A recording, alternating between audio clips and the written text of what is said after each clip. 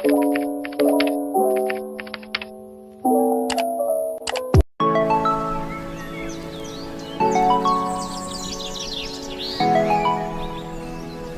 April 2025 supreme court থেকে 26,000 ক্যান্ডিডেটের final জাজমেন্টের সাথে সাথেই কিন্তু দীর্ঘ 9 থেকে 10 বছর ধরে অপেক্ষা করে থাকা ক্যান্ডিডেটদের কাছে একটা আশার আলো এসেছে এবং সেই সঙ্গে সবথেকে একটা বড় চ্যালেঞ্জ নেওয়ার মতো, প্রতিশ্রুতি নেওয়ার মতন একটা সময় এসেছে। প্রথম কথা যেটা বলবো যে এবারের এসএসসি কিন্তু কেবল প্রত্যেকের জন্যই, যারা 2020 সালের পর বিএড করেছেন, যারা 2016 সালের পর বিএড করেছেন, আর যারা চাকরি হারিয়েছেন, প্রত্যেকের কাছে কিন্তু মরণ বাঁচনের লড়াই। এটাই শেষ লড়াই, এটাই শেষ সুযোগ। কেননা এরপরে এসএসসি কিন্তু আরও 10 বছর হবে কি না তার কোনো গ্যারেন্টি নেই। তাই 10 বছর পরে যখন এসএসসি হবে তখন কিন্তু না পরীক্ষা দেওয়ার ইমেজ থাকবে, না আপনাদের বয়স থাকবে। সব ঠিকঠাক থাকলে কিন্তু আগামী আগস্ট মাসের 20 তারিখের মধ্যে পরীক্ষা হতে চলেছে, তেমনই কিন্তু সূত্র মারফত যেরকম খবর পাওয়া যাচ্ছে। কিন্তু এখনও পর্যন্ত সুপ্রিম কোর্ট থেকে যে আপডেট রয়েছে সেই আপডেটেই রয়েছে। মধ্যশিক্ষা পর্ষদ কিংবা এসএসসি বোর্ড কিংবা রাজ্য সরকার থেকে এখনও পর্যন্ত কোনো রকম লিখিত কোনো বার্তা দেওয়া হয়নি। যা কিছু বলা হয়েছে প্রত্যেকটাই মৌখিক, আর সেই মৌখিক বার্তার উপর কখনোই কিন্তু ভরসা করা যায় না। বিশ্বাস কিছু করতে পারেন, সেটা সম্পূর্ণ নিজ ব্যক্তিগত দায়িত্বে করতে হয়।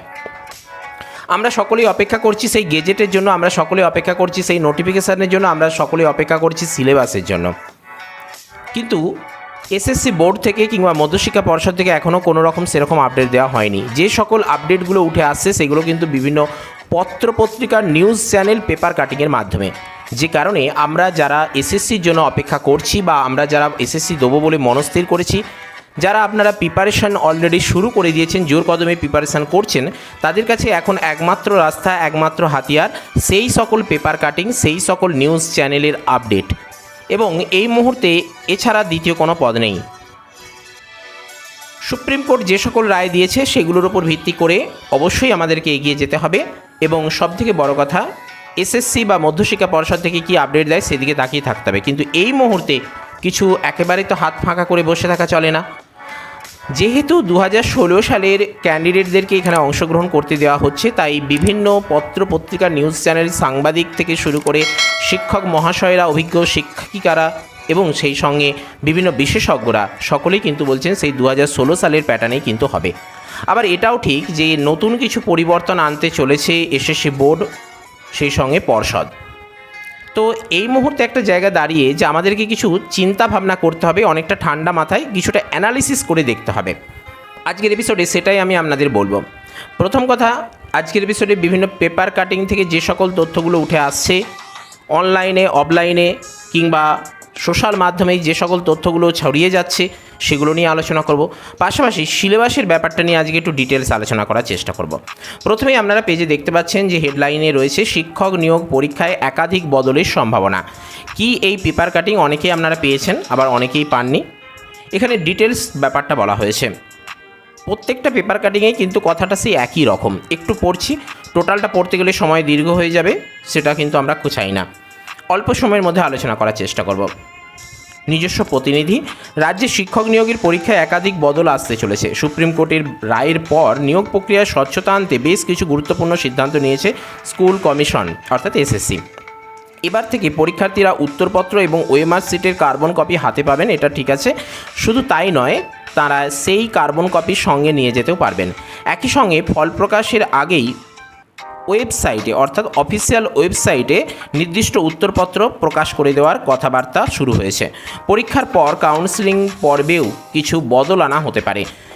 আরও কিছু গুরুত্বপূর্ণ বিষয় নিয়ে আলোচনা চলছে বলে খবর। এই বিষয়ে চূড়ান্ত সিদ্ধান্ত হয়ে গেলে তা প্রস্তাব আকারে স্কুল শিক্ষা দপ্তরে পাঠাবে এসএসসি। রাজ্য সরকারের অনুমতি মিললে নিয়োগ বিধি বদলে ফেলা হবে। স্কুল সার্ভিস কমিশনের সূত্রে জানা গিয়েছে, গোটা পদ্ধতিতে স্বচ্ছতা আনার লক্ষ্যে পরীক্ষা নেওয়ার পরপরই অ্যান্সার কি প্রকাশ করা হবে। সেক্ষেত্রে কে কত নাম্বার পাবেন ওই উত্তরপত্র দেখেই তার ধারণা করে নিতে পারবেন পরীক্ষার্থীরা।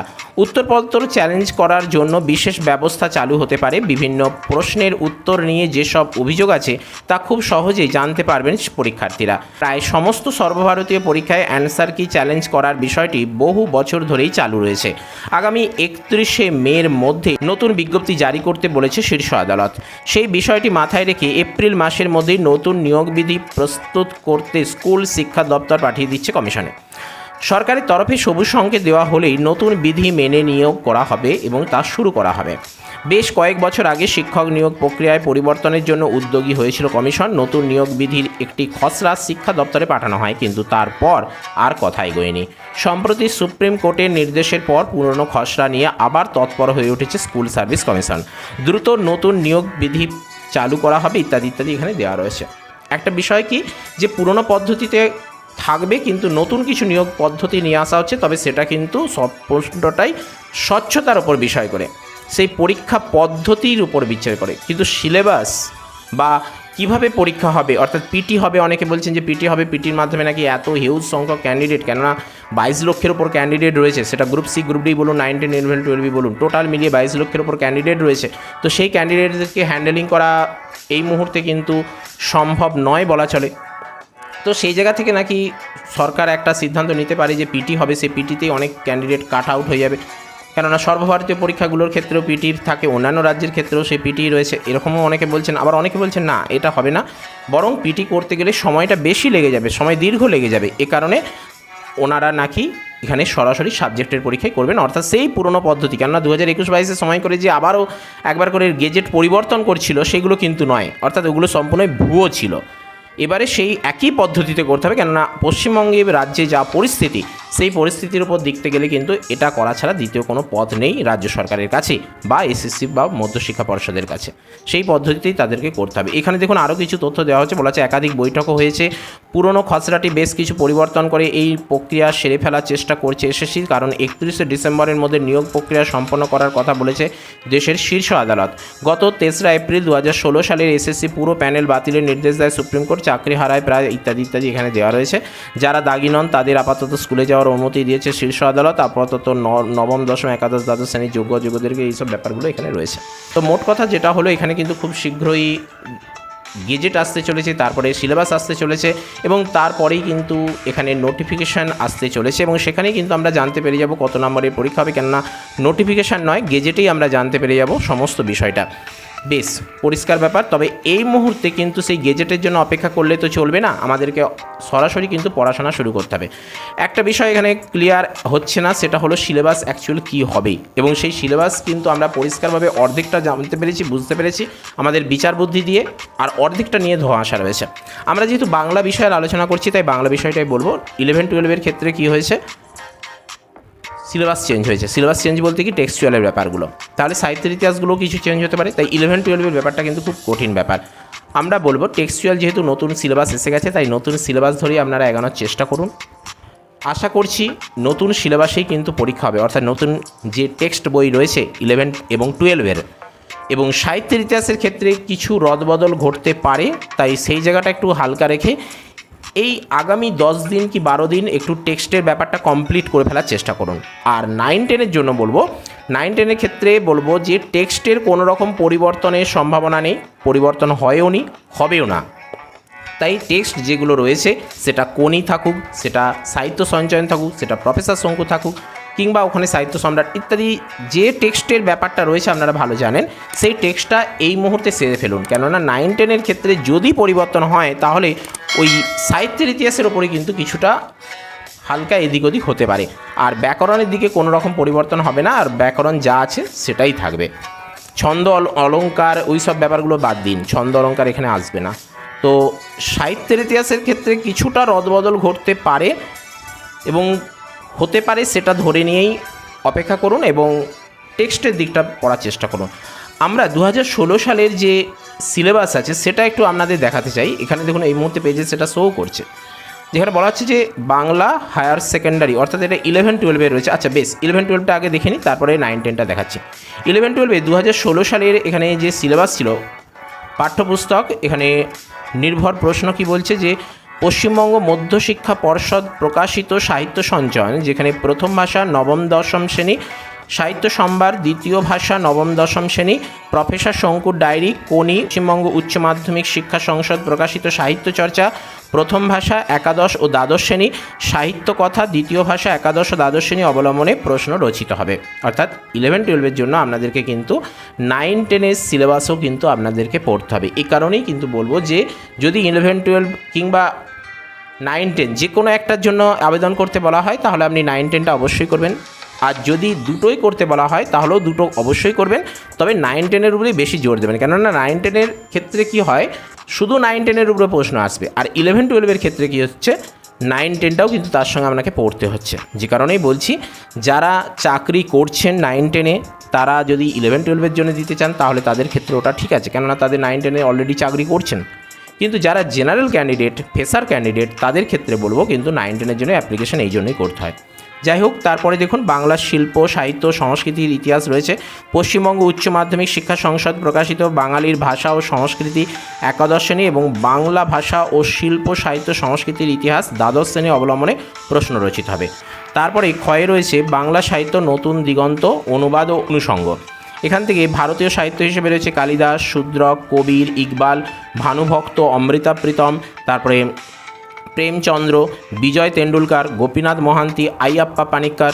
আর আন্তর্জাতিক সাহিত্যের ক্ষেত্রে রয়েছেন শেক্সপিয়ার, টলস্টয়, চেকভ, মোপাসা, গোয়েট। এখানে দেখুন পরপর এইরকম রয়েছে। ব্যাকরণের দিকটা দেখুন, এখানে একটু সিলেবাসে একই রকম থাকবে, এবারেও সেই সেম থাকবে, কোনো রকম পরিবর্তন কিন্তু ততটা হবে না। আমরা মনে করছি পরিবর্তন হবে, কিন্তু পরিবর্তন হবে না। 11-12-এ যে নতুন টেক্সট বইগুলো এসেছে সেগুলোই কিন্তু এখানে মেন, আর বাকি যা রয়েছে পরিবর্তন হবে না। পরিবর্তন হলে হতে পারে 9-10-এর সাহিত্যের ইতিহাসের দিকটা একটু হতে পারে। তো যাই হোক, আর মোট কথা বলতে গেলে পরিবর্তন হওয়ার সম্ভাবনা কিন্তু খুবই কম। যে পরিবর্তন পার্টিকুলার হবে এটা কিন্তু নয়, এগুলো প্রশ্ন আসছে, বিভিন্ন প্রশ্ন আসছে, আর সেই প্রশ্নের কারণেই অনেকে মনে করছেন যে হ্যাঁ তাহলে হয়তো পরিবর্তন হতে চলেছে, এরকম একটা ব্যাপার, তাছাড়া কিছু নয়। এখানে দেখুন ব্যাকরণ থেকে ধ্বনি ও ধ্বনি পরিবর্তনে রয়েছে ধ্বনি পরিবর্তনের কারণ, সন্ধি আছে, শব্দ গঠন আছে, বাংলা শব্দভাণ্ডার আছে, শব্দ ও পদ আছে, কারক ও অকারক সম্পর্ক, সমাস, বাক্য আছে যেমন বাক্য নির্মাণের শর্ত, উদ্দেশ্য, বিধেয় সম্পর্কে ধারণা, বিশেষ্যখণ্ড, ক্রিয়াখণ্ড ইত্যাদি ইত্যাদি দেওয়া রয়েছে। এরপরে রয়েছে বাচ্য শ্রেণীবিভাগ, বাচ্য পরিবর্তন থেকে আছে। আর 4 নম্বরে আরেকটা রয়েছে সাহিত্যের রূপরীতি, যার মধ্যে রয়েছে কাব্য, কাব্যের মধ্যে মহাকাব্য, গীতিকাব্য, কবিতা রয়েছে। আর নাটকের মধ্যে রয়েছে ট্র্যাজেডি, কমেডি, প্রহসন, একাঙ্ক, উপন্যাস, ছোট গল্প, প্রবন্ধ, রূপবৈচিত্র্য। ব্যাস, এটাই হচ্ছে সিলেবাস। কিন্তু 11-12-এর সিলেবাস কিন্তু অনেকটাই বড়, কেননা 9-10টাও আপনাদেরকে কিন্তু এক্ষেত্রে পড়তে হচ্ছে। সেই সিলেবাস পরিবর্তন মানে কিন্তু এটা নয় যে 9-10টা বাদ দিয়ে শুধু 11-12 পড়তে হবে, সেটা নয়।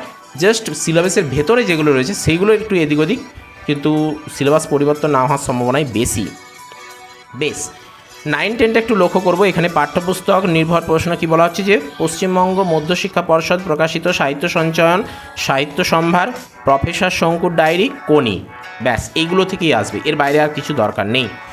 আর এখানে প্রশ্নের বিষয় বলছে লেখক পরিচয়, বিষয়বস্তু, চরিত্র এবং রসবিচার, এই দিকগুলো একটু দেখতে বলছে। আর উদ্ধৃত অংশের ভিত্তিতে বিশেষ টিকা, ব্যাখ্যা, ভাষা নির্ভর প্রশ্ন। এটা কিন্তু 2016 সালের সিলেবাস। কেমন? সাহিত্যের ইতিহাস থেকে রয়েছে প্রাচীন ও মধ্যযুগ, চর্যাপদ, শ্রীকৃষ্ণ কীর্তন, চণ্ডীদাস, বিদ্যাপতি, জ্ঞানদাস, গোবিন্দ দাস অর্থাৎ বৈষ্ণব পদাবলী থেকে।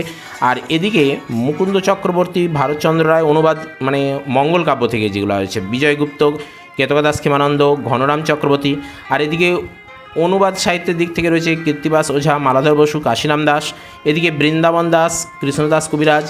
আর আরাকান রাজসভা সাহিত্য থেকে আলাওল মানে দৌলত কাজী।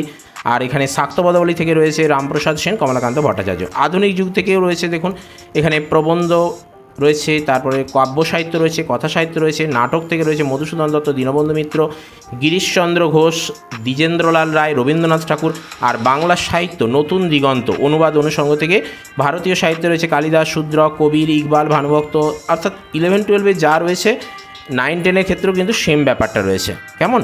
তাই বিশেষ কিছু সিলেবাসের কোনো রকম পরিবর্তন হওয়ার সম্ভাবনা নেই। যে সিলেবাস 2016 সালে এটা রয়েছে এটাই ধরে আপনারা এগিয়ে যান। আমরা ডেসক্রিপশন বক্সে লিঙ্ক দেওয়া রয়েছে, সেই লিঙ্কে ক্লিক করে আপনারা কিন্তু টেলিগ্রাম গ্রুপে জয়েন হয়ে যান। সেখান থেকে কিন্তু এই পিডিএফ আমরা নির্দিষ্ট টাইমের মধ্যেই যথাযথ সময়ে কিন্তু আপনারা এগুলো অ্যাভেলেবেল পেয়ে যাবেন। কেমন? তাই অবশ্যই আপনারা এই সিলেবাস ধরেই এগিয়ে যান। অনেকে বলছেন সিলেবাস পরিবর্তন হবে, কিন্তু সিলেবাস পরিবর্তন হলেও কোন দিকগুলো পরিবর্তন হতে পারে সেটাই আজকে কথাটা বললাম, এবং সেই সঙ্গে সাম্প্রতিক যে সকল আপডেটগুলো উঠে আসছে সেগুলো আপনাদের তুলে ধরার চেষ্টা করলাম। সব ঠিকঠাক থাকলে কিন্তু আমরা আগস্ট মাসের 20 তারিখের মধ্যে পরীক্ষা পেয়ে যেতে পারি। সেই লক্ষ্য রেখে সেই মোতাবেক কিন্তু আপনারা প্রিপারেশান চালিয়ে যান। আপনাদের অগ্রগতি, আপনাদের সাফল্য, আপনাদের ভালো প্রিপারেশান কামনা করে আজকের এপিসোড আমরা এখানেই শেষ করছি। ভিডিওটি অবশ্যই লাইক করুন, চ্যানেলটিকে সাবস্ক্রাইব করুন আমাদেরকে উৎসাহিত করার জন্য, এবং সেই সঙ্গে কোন কোন টপিকের ওপর আলোচনা নিয়ে আসলে ভালো হয় সে ব্যাপারেও কিন্তু আপনারা কমেন্ট করতে পারেন। আজকের এপিসোড আপাতত এখানেই শেষ করলাম। Stay tune, stay connected with Sahitya Abhijan. Thank you.